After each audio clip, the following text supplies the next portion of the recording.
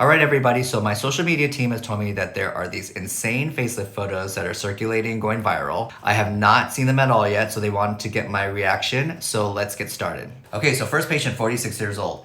This is an incredibly dramatic result. But I do have to say that it is very obvious to me that she just had her surgery. I think one of the couple things that's giving it away is just how puffy and swollen she is. She's still having this yellowing or bruising that's going away. So to me, and I can almost kind of see where maybe her old incisions were. So to me, it's really fresh. It's very hard to judge right away how a patient's gonna turn out, but clearly she looks much smoother and much tighter. Maybe it can be too tight and looking unnatural, but let's go to the next one. Okay, now I'm starting to see a very big trend with this guy's before and afters. So these afters are so fresh out of surgery. The patient still has scabs on her incisions.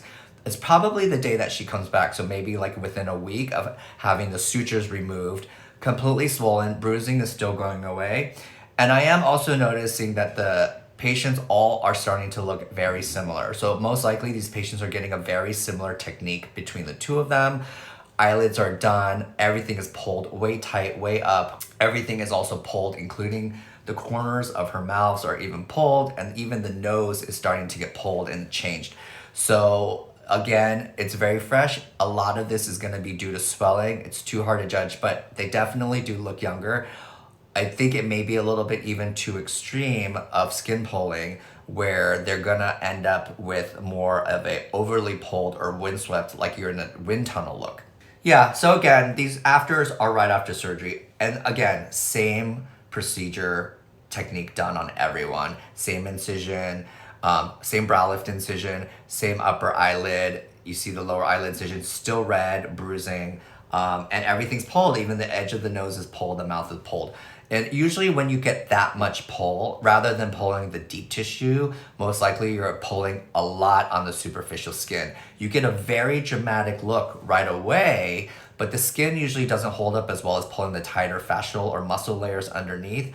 And also you kind of get this not so natural look, but again, it's too early. They might look great in 3 to 6 months. All right, so I think this pretty much proves my point. Same type of technique for everyone, even on a man. So what's happening is if you use the same technique on every single person and you don't cater it to each person, then what you're gonna do is everyone is gonna start looking the same, and maybe even looking related to each other. I do think, especially with men, you want to be very, very careful about how much you pull and tighten them. Just because someone isn't tight and smooth, that's not going to necessarily look good on them, because if they're walking around looking very unnatural, that's not a great outcome. And again, the hairline incision, other types of brow lifts are out there where you can do the incisions inside the hair, so the scar's not always prominent. So yeah, these are all very, very dramatic photos, but again, it's too early to tell.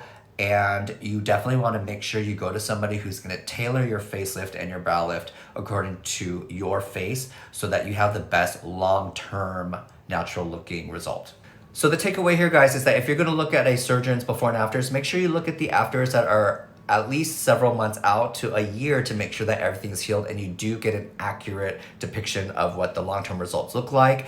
I would love to see how this surgeon's results look in that time period. So if you guys see them before I do, make sure you let me know or you send them my way.